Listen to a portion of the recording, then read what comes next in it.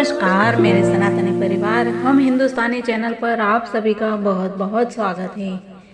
योगेश्वर श्री कृष्ण शरणम मम। इस कड़ी में मित्रों हम बात कर रहे हैं बाल श्री कृष्ण से लेकर योगेश्वर श्री कृष्ण तक की। और इसमें हमने कल देखा था कि ब्रह्मा जी ने कैसे प्रार्थना की, स्तुति की श्री कृष्ण भगवान की, और आज जानते हैं आगे। तो इसके लिए मित्रों आप अगर नए हैं तो हम हिंदुस्तानी चैनल को सब्सक्राइब कर लीजिए, और वीडियो पसंद आए तो लाइक और शेयर भी कर दीजिएगा।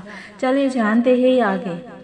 जैसे ही ब्रह्मा चले गए कि श्री कृष्ण तुरंत ही यमुना के तट पर लौट आए और अपने बछड़ों तथा ग्वाल मित्रों के साथ आ मिले, जो उसी अवस्था में थे जिस दिन वे गुम हुए थे। श्री कृष्ण ने अपने मित्रों को यमुना तट पर कलेवा करते छोड़ा था, और यद्यपि वे ठीक 1 वर्ष बाद लौटे थे, किंतु उन्हें लग रहा था कि वे 1 सेकंड में ही वापस आ गए हैं। श्री कृष्ण की विभिन्न शक्तियाँ तथा कार्यों की यही शैली है। श्रीमद् भगवद गीता में कहा गया है कि श्री कृष्ण स्वयं सबके हृदय में वास करते हैं, और वे ही स्मृति तथा विस्मृति उत्पन्न करते हैं। सारे जीवों का संचालन श्री कृष्ण की परा प्रकृति द्वारा होता है, और ये जीव कभी अपनी स्वाभाविक स्थिति को स्मरण रखते हैं तो कभी भूल जाते हैं। उनके मित्र इस प्रकार से नियंत्रित होने के कारण यह नहीं जान पाए कि श्री कृष्ण 1 वर्ष तक यमुना के तट से दूर रहे और ब्रह्मा जी की माया के वश में थे। जब वे बालकों के समक्ष प्रकट हुए तो उन्होंने समझा कि श्री कृष्ण 1 मिनट के भीतर लौट आए हैं। वे यह सोचकर हंसने लगे कि श्री कृष्ण कलेवा के समय भी उनका साथ नहीं छोड़ना चाह रहे थे। वे अत्यंत प्रसन्न थे, अतः उन्होंने श्री कृष्ण को बुलाया। हे कृष्ण, तुम इतनी जल्दी लौट आए, ठीक है, अभी तो हमने कलेवा करना शुरू भी नहीं किया, एक भी कौर नहीं खाया, आओ और हमारे साथ कलेवा करो। श्री कृष्ण हंसे और उनका आमंत्रण स्वीकार कर मित्रों की मंडली का आनंद लूटने लगे। कलेवा करते समय श्री कृष्ण सोच रहे थे, ये बालक सोच रहे हैं कि मैं एक क्षण में लौट आया हूँ, किंतु इन्हें नहीं ज्ञात है कि मैं विगत 1 वर्ष से ब्रह्मा के माया कर्मों में लगा रहा हूँ। कलेवा समाप्त करके श्री कृष्ण तथा उनके मित्र बछड़ों के सहित अपने घर वृंदावन वापस पहुँचे।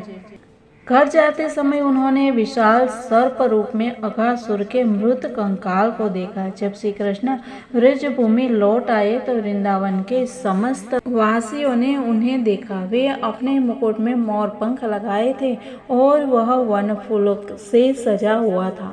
उन्होंने फूलों की मालाएं भी पहन रखी थी और गोवर्धन पर्वत की गुफाओं से एकत्र किए गए विविध रंगों के खनिजों से शरीर को रंग रखा था। गोवर्धन पर्वत प्राकृतिक लाल रंगों का सदैव से प्रदाता रहा है, और श्री कृष्ण तथा उनके मित्रों ने इन रंगों से अपने शरीर को रंग रखा था। हर एक के पास भैंस के श्रृंग से बना एक बिगुल, एक लकुट तथा एक बंसी थी, और हर एक अपने अपने बछड़ों को उनके नाम ले लेकर बुला रहा था। उन्हें श्री कृष्ण के अद्भुत कार्यों पर इतना गर्व था कि जब वे गांव में प्रवेश कर रहे थे तो सबों ने श्री कृष्ण का यशोगान किया। वृंदावन की समस्त गोपियों ने सुंदर श्री कृष्ण को गांव में आते देखा। बालकों ने सुंदर सुंदर गीत बनाए जिनमें इसका वर्णन था कि वे किस प्रकार भयंकर सर्प द्वारा निगल लिए जाने से बचाए गए थे और सर्प किस तरह मारा गया। कोई श्री कृष्ण को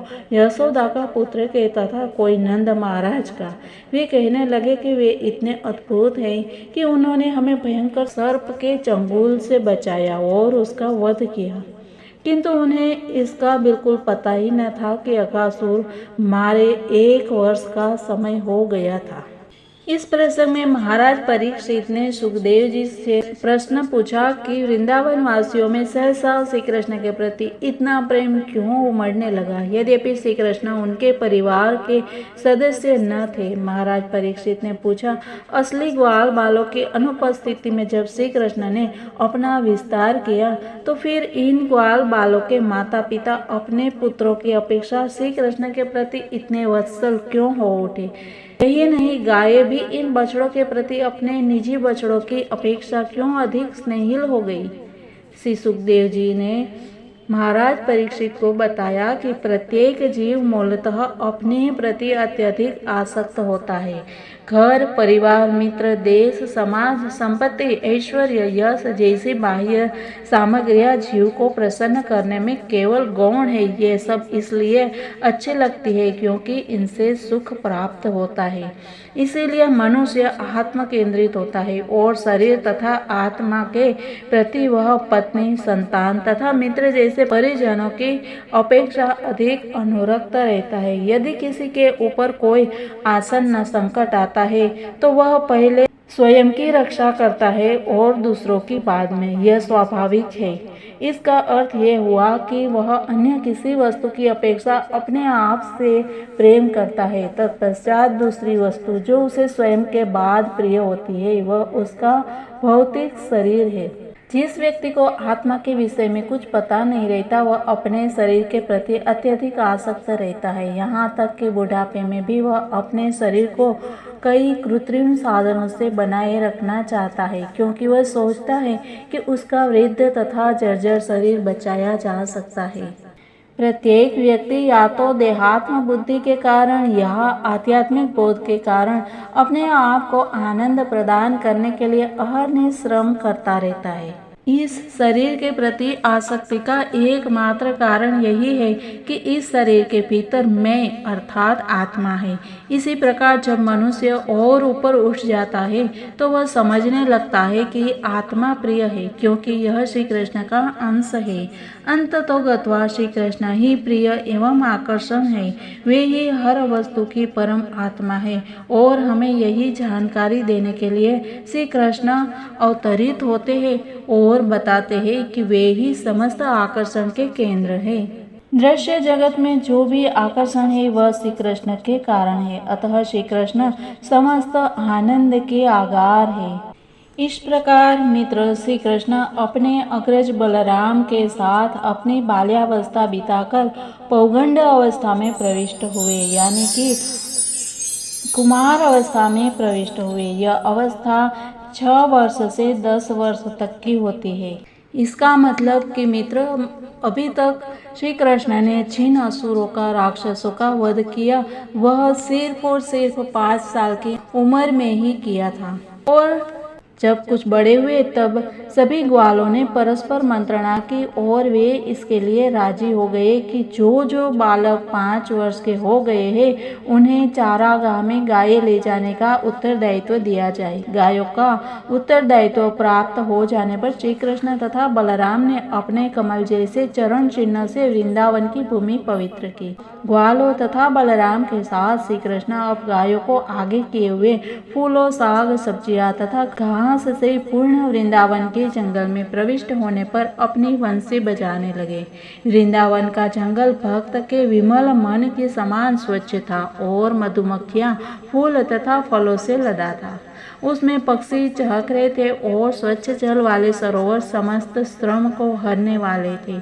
वहाँ सदा मधुर सुगंधित वायु बहती रहती थी जिसमें मन तथा शरीर प्रफुल्लित हो जाते। श्री कृष्ण अपने सखाओं तथा बलराम सहित जंगल में प्रविष्ट हुए और अनुकूल वातावरण देखकर उन्होंने भी भर कर आनंद लूटने की इच्छा की। श्री कृष्ण ने देखा कि सारे वृक्ष फलों से लदे हैं और नई नई टहनियां नीचे आकर पृथ्वी का स्पर्श कर रही है, मानो वे उनके चरण कमलों का स्पर्श करके उनका स्वागत कर रही हो।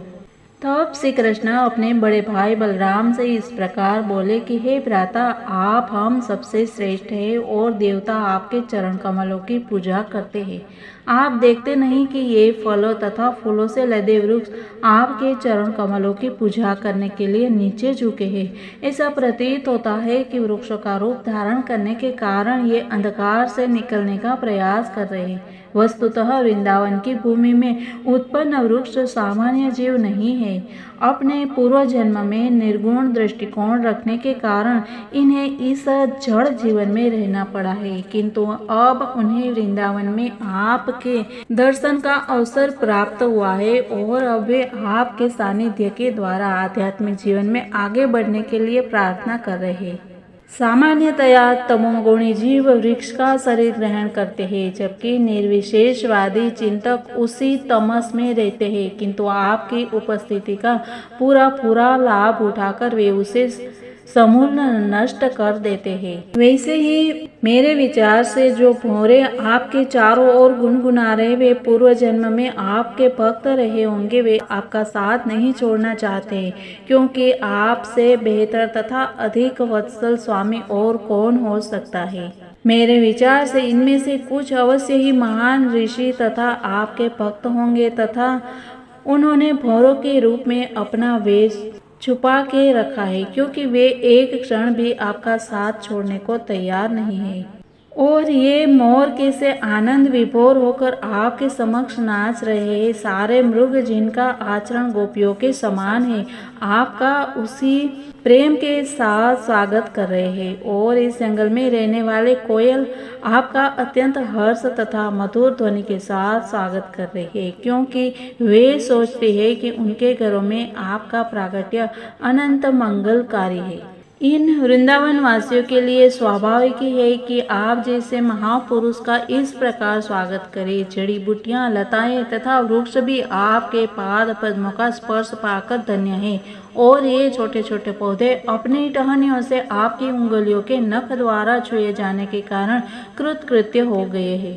पर्वत तथा नदियां भी अपने को धन्य मानती है, क्योंकि आप उनकी ओर देख रहे हैं। इस प्रकार श्री कृष्ण तथा बलराम दोनों ही यमुना तट पर अपने बछड़ों तथा गायों को चराते हुए व्रजवासी को पूर्ण रूपेण आनंदित करने लगे। कुछ स्थानों में श्री कृष्ण तथा बलराम के साथ उनके सखा भी होते। ये बालक गाते, भौरों के गुनगुन की नकल उतारते और पुष्पहारों से विभूषित श्री कृष्ण तथा बलराम के साथ साथ चलते। घूमते हुए ये बालक कभी कभी सरोवर में तैरते हंसों की बोलियों को बोलते, या जब वे किसी मोर को नाचते देखते तो वह श्री कृष्ण के समक्ष उसका अनुकरण करते। श्री कृष्ण से गायें भी बहुत प्रभावित और आकर्षित होती थी, और इस प्रकार जब वे कुछ थक जाते तो बैठ जाते, और बलराम कुछ आराम करने के लिए अपना सिर किसी बालक की गोद में रख देते थे, और श्री कृष्ण तुरंत आ जाते और बलराम के पांव दबाने लगते, और कभी कभी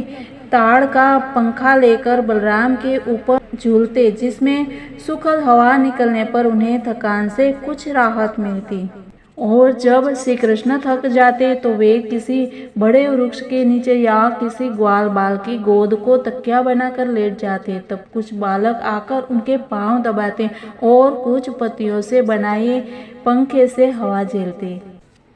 और इस प्रकार भगवान श्री कृष्ण, जिनके पांव लक्ष्मी जी दबाती है, अपने अंतरंगी शक्ति का विस्तार करके एक ग्रामीण बालक के रूप में प्रकट होकर ग्वाल बालों के साथ मिलकर उनका साथ देते। किंतु एक ग्रामीण बालक की भांति प्रकट होने के बावजूद ऐसे अवसर आते रहते जब वे अपने को श्री भगवान सिद्ध करते थे। कभी कभी लोग अपने को श्री भगवान बताकर अबोध लोगों को ठगते हैं। वे केवल ठग सकते हैं, ईश्वर की शक्ति का प्रदर्शन नहीं कर सकते, क्योंकि ईश्वर अनंत है और इसका अनुसरण करना सामान्य मनुष्य के बस की बात नहीं है। मित्रों, यही लीला करते करते आगे और लीला क्या करते हैं वो हम जानेंगे कल की बातों में। तब तक के लिए मित्रों इसका आनंद उठाते रहिए, क्योंकि यह भाग्य की बात है कि ऐसी लीलाएं सुनने को मिलती है। मित्रों, मिलते हैं कल। तब तक के लिए सबको जय हिंद, वंदे मातरम, भारत माता की जय।